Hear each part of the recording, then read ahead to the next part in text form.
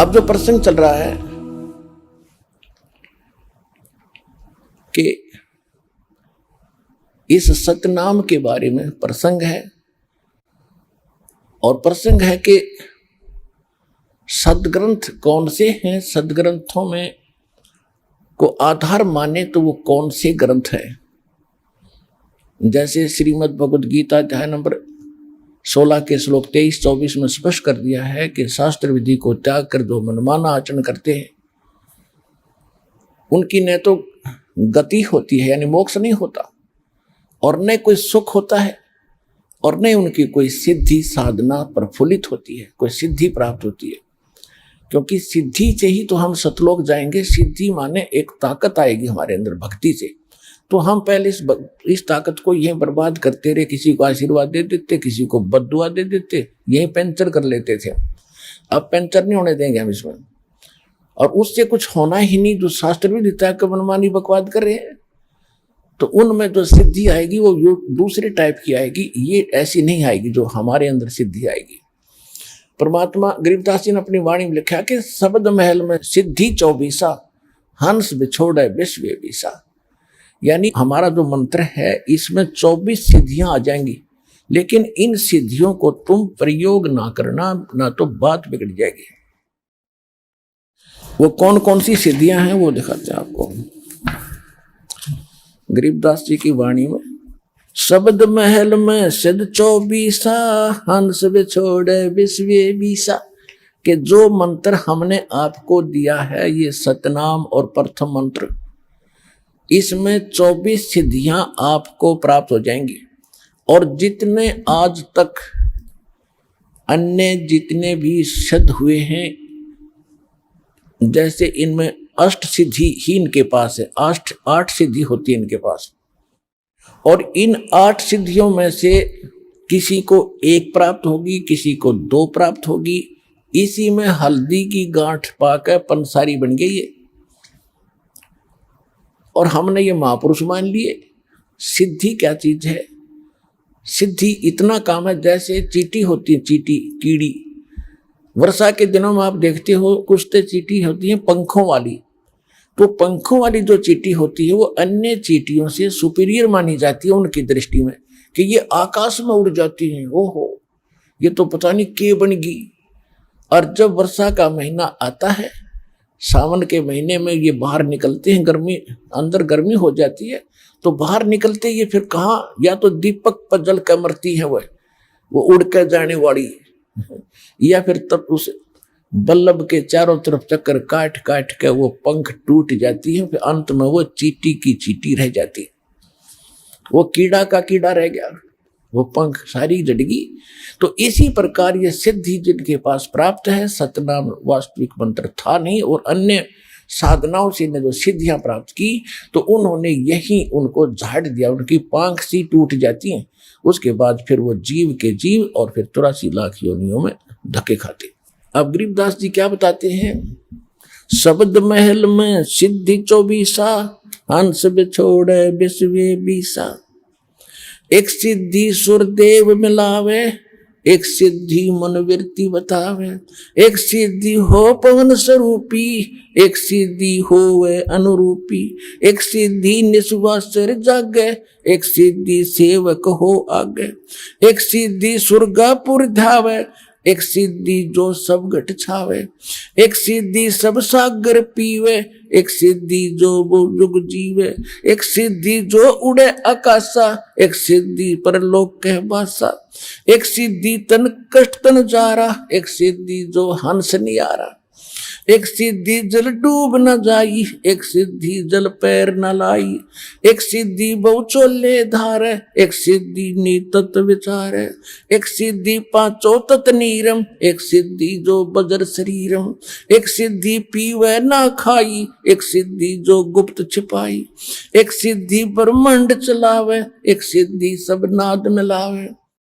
एता खेल खिलारी खेल, सो हम हंसा प्रगट भेल।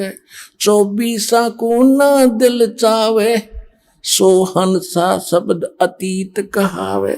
परासिद्धि पूर्ण पटरानी, सतलोक की कहूं निशानी। सतलोक सुख सागर पाया, सतगुरु भेद कबीर लखाया। परमहंस देखो परवाना, जन कहते दास गरीब दीवाना। अब क्या बताया इसमें कि शब्द महल में सिद्धि चौबीसा और हंस बिछोड़े विश्व बीसा। यह सिद्धि अनजान व्यक्ति का हाथ लागी तो इस जीव को भगवान से दूर करेगी।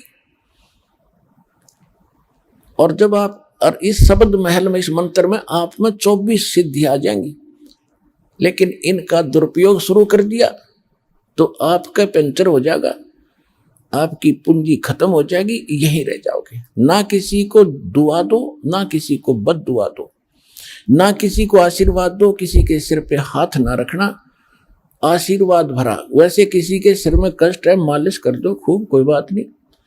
और एक अपने गुरुदेव और भगवान के अतिरिक्त किसी के चरण नहीं छूना। वैसे कोई बूढ़ा बुजुर्ग बीमार बालक के पैर दुखे, खूब दबाओ, मालिश करो, वो चीज अलग है। उस भाव से नहीं, एक पूज्य भाव से नहीं। सत्कार करो, खूब नमस्कार करो, कति नतमस्तक होकर प्रणाम करो सबको, ये सत्कार है। और चरण छूना ये पूजा माता है। तो पूजा केवल एक भगवान और उसके स्वरूप यानी गुरु के अतिरिक्त हम नहीं करेंगे। तो ये कुछ मर्यादा है जो समाज से हमारी हटकर होती है। तो हमने समाज के अनुसार नहीं चलेंगे, तो वो प्रसन्न हो या ना हो, हमने परमात्मा को प्रसन्न रखना है, हमने राम राज्य करना है, भगवान खुश करना है। और जिन बातों से गुरु दुख पावे, तीन बातों को दूर भगावे, तब हंसा सतलोक जावे।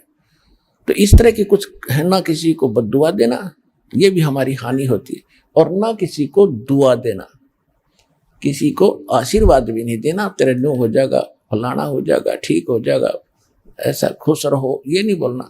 नमस्कार करो, प्रणाम करो, नमस्ते बोलो। राम राम कहता कोई राम राम बोल दो, क्योंकि राम क्या है, राम कौन है? उनका राम जो है सो हमारा राम तो वो है कबीर राम। और आजकल एक बीमारी, एक और नई, एक और चल पड़ी काल की व्यवस्था कि गुड मॉर्निंग बोलेंगे, गुड मॉर्निंग, गुड इवनिंग।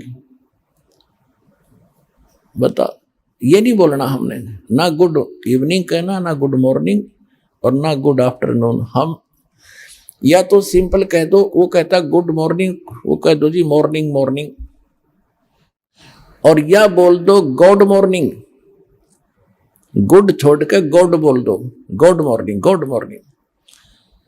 अब उसका मिलता जुलता अक्षर भी हो गया, विराजी हो जाएगा। गॉड मॉर्निंग, गॉड, अभ्यास बना लो अपना ये, God morning, God afternoon, God night, यानी गॉड गिवन है ये समय। सुबह भी उसकी दया से हुई है और दोपहर तक भी हम उसकी रजा से पहुंचे हैं, और शाम हुई है तो भी गॉड मॉर्निंग, गॉड इवनिंग, भगवान की दी हुई शाम है। गुड वैसे हो जाएगी या हमारे कहने से, तुम्हारे कहने से हो जाएगी, लेकिन उसकी हो जाएगी, आपकी पंचर हो जाएगा। तो इसी गलती ना करियो। जब आप कोई गाड़ी ले रखी, कार, और उसमें से आप किसी दूसरे टायर में हवा भर दोगे, ना भाई मेरा भी काम बिगाड़ेगा, देखो सामने वो हवा वहां से भरवा लो जा करके। तो सतलोक आश्रम पर वाला बता दिए उनको कि वहां हवा वहां से भरवा लो, वहां जाकर।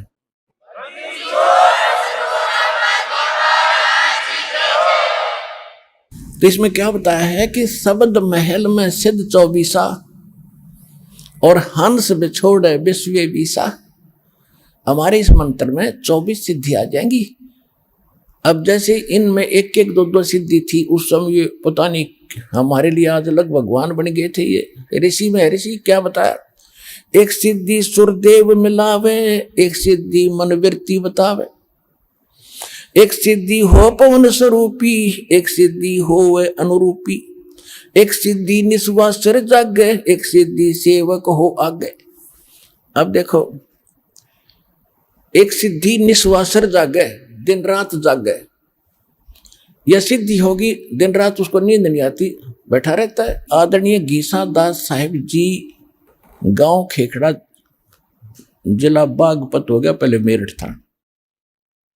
उनके एक शिष्य हुए नेकी राम जी, जो नाहरी वाले बोले जाते, नाहरी गांव के थे, वह जाट थे। तो उन्होंने आदमी गीसा दास साहिब जी से दीक्षा ली थी, और गीसा दास साहिब जी के पास वो मंत्र था, लेकिन उनको उन्होंने प्रथम मंत्र दिया था, वो जो प्रथम मंत्र हम आपको देते। तो नेकी राम जी ने क्योंकि ये पिछले स्वभाव होता जीव का, पिछली प्रेरणा थी, कोई तपस्वी था, मनुष्य प्राप्त हो गया, उसकी वही आदत बनी रही, तो उसने वो नाम नोम छोड़ कर और अपनी हठ योग से साधना शुरू कर दी, जिससे उसमें उस प्रथम मंत्र का कुछ ज्यादा जाप करने से उसमें एक सिद्धि आ गई। कौन सी सिद्धि आ गई? दिन रात वो सोए नहीं। एक गांव है यहाँ, गांव जिला सोनीपत, गोहाना से और सोनीपत रोड पर खेड़ी दमकन गांव है, वहाँ मेरे मामा जी का गांव है। तो दास वहाँ जाता था, और हमारी जो माता जी और मेरे मामा जी, नाना जी, वो सारे उस नेकी राम के पुजारी हैं। तो उनकी स्थापना का दास को पता हुआ। अब याद आई वो बातें जब शुरू में सुना करते हम, और विशेषकर जब ये भगवान की चर्चा चलन लगी वहां जाकर, तो वो कहने लगे कि हमारे यहाँ बड़े महापुरुष हुए नेकी राम जी। उनकी कथा बताई कि उनका हमने यहाँ बहुत बड़ा डेरा बना रखा है उन्होंने, गांव वाले ने, कि ये महात्मा यहाँ आकर बैठे थे। हमारे गांव से बाहर एक जंगल था छोटा सा बनी में, और कई दिन बैठे रहे।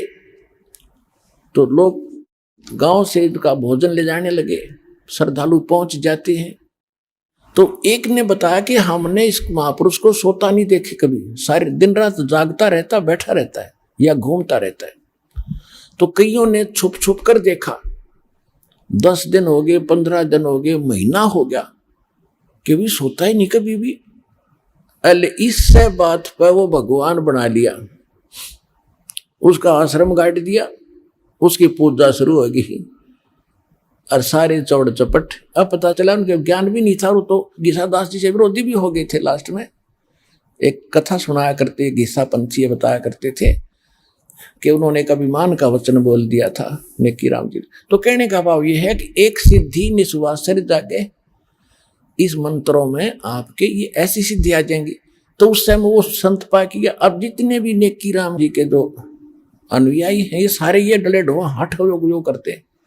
और मंत्र गीसा दास जी की वाणी में एक पूरा शब्द है, 8-7 पंक्तियों का। उनमें से 2 पंक्ति हैं, ओम सोहम जप ले भाई, राम नाम की यही कमाई। और वो पूरा एक शब्द है जैसे मंगलाचरण की तरह, उसको मंत्र बोलते हैं, उसमें ये लिखा हुआ है। और इस पूरी वार्तिशी को गाकर इसी को अपना नाम समझे, ये मंत्र है हमारा। और वो कह रहे ये मंत्र जपना है। और ये गरीबदास जी कहते हैं, राम नाम जप कर थर होई, ओम सोहम मंत्र दोई। ओम सोहम जाप जपिए, योग युगतिया धूनी तपिए। तो ये गरीबदास जी ने भी कहा कि नामा छिपा ओम तारी, पीछे सोहम वेद विचारी, सार शब्द पाया जद लोई, आवागमन भवर ना होई। नामदेव जी पहले केवल एक ओम नाम का जाप करते थे। परमात्मा अपने विधानुसार उनसे मिले, अच्छी आत्माओं को मिलते हैं। उनको फिर दूसरे मंत्र का भेद बताया। जब उसने दोनों नाम सिमरण किए तो कहते फिर सार नाम दिया। तीसरी स्थिति में नामदेव जी को जब उनका कल्याण हुआ, नामा छिपा, वो छिपी जाति में थे नामदेव जी और महाराष्ट्र के अंदर रहने वाले थे। नामा छिपा ओम तारी, पीछे सोहम भेद विचारी, और सार शब्द पाया जद लोई, आवागमन बहुड़ ना होई। ऐसे ही धर्मदास जी को परमात्मा ने मंत्र दिए थे, लेकिन उनको प्रतिज्ञा दिला दी थी कि आगे बताना नहीं है। 1997 में दास को मिले परमेश्वर और संकेत कर दिया था कि बेसे खोल दे, मैं आप देख लूंगा। किसी के पास ज्ञान नहीं है। और दास को ऐसा प्रोजेक्टर, ये 2003 से हमने फिर ये प्रोजेक्टर शुरू किया, आपके रूबरू करना शुरू किया, सबके इतिहास सामने रख दिए। किसी के पास ये नाम नहीं, किसी के पास यथार्थ ज्ञान नहीं, तो अपने आप ये सारे फेल हो गए। आज जितने भी संत महंत हैं कोई नहीं तो सकता। और श्रेयाम मीडिया के अंदर इंटरनेशनल चैनल पर कम से कम 10-15 वर्ष से उनको ललकार रहा हूं कि आओ और चर्चा करो, कोई सामने नहीं आता क्योंकि उनके पास ज्ञान नहीं है, उनको पता चल चुका है।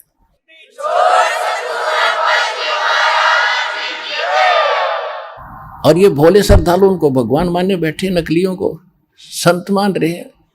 वो तो जनसाधारण के जैसे भी नहीं, तो पता लग गया भी गलती हो जाए इंसानों से, भूल लगी, भगवान के लिए संत चले हैं, भगवान के लिए श्रद्धालु उनके पीछे लगे, तो उनका कर्तव्य बनता है। जब पता लग गया कि भी तुम्हारे बारे में कोई गलत, मेरे बारे में कोई गलत बोलता है, मैं 6 बजे देखता हूँ भाई कहाँ मेरी त्रुटि तो नहीं है, त्रुटि नहीं है तो वो बोलता रहे, फिर थारे रूबरू करता हूँ किसी ने ऐसे बोला, देखो ये इसका ये प्रमाण, ये गलत बोल रहा है, तो वो ना अपने शिष्यों को कोई जवाब देते। तो इसे सिद्ध है कि वो फेल हो लिए, और ये श्रद्धालु एक दिन आवेंगे, क्योंकि सबको पता है कि अनमोल जन्म ऐसे बर्बाद करने का नहीं है, एक दिन ज्ञान होगा। तो अब जो प्रसंग चल रहा है उसी पर आते, एक सिद्धि निस्वा सर जागे, एक सिद्धि सेवक हो आगे, एक सिद्धि स्वर्गापुर जावे, एक सिद्धि जो सब घट छावे। एक सिद्धि ऐसी है जो स्वर्ग तक चले जाते हैं, जैसे सुखदेव ऋषि के अंदर एक सिद्धि थी आकाश में उड़ जाने की, स्वर्ग में जाने की। वो स्वर्ग में पहुंच गया तो वहां जाकर उसको पता चला कि भी गुरु बिना तो बात बने नहीं, तो पिछले संस्कार से बैटरी चार्ज है, तेरे पिछले संस्कार हो जाए। अब यह सिद्धि तुझे पूर्व जन्म से प्राप्त है, ये जिस दिन खत्म होगी उस दिन ये पंख कट जाएंगी, जीव का जीव रह जाएगा। तो तब उसकी अकल ठिकाने आई, तब उन्होंने राजा जनक से दीक्षा ली। एक सिद्धि सेवक हो आगे, एक सिद्धि स्वर्गापुर जावे, एक सिद्धि जो सब घट छावे, एक सिद्धि सब सागर पीवे, एक सिद्धि जो बहु जुग जीवे। एक सिद्धि है जो सब 7 समुद्रों को पी सकता, उस सिद्धि प्राप्त प्राणी।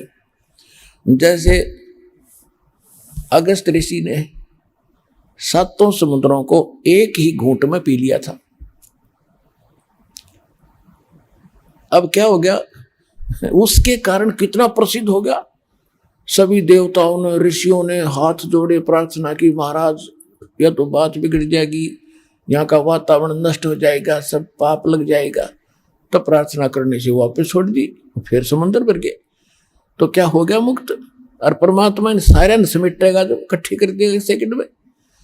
तो वो उस मालिक के पास पराशक्ति है, पराशक्ति पूर्ण पटरानी, इन सिद्धियों की जननी है वो तो और ताकतवर है, उस मालिक के पास है।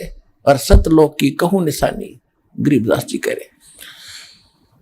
तो इसमें काफी वर्णन है, इसमें समय ज्यादा लग जाएगा, अब इतना ही पर्याप्त है जो संकेत समझाना था दास ने आपको। कहते इन 24 को ना मन चावे, इन झांखे भी नहीं।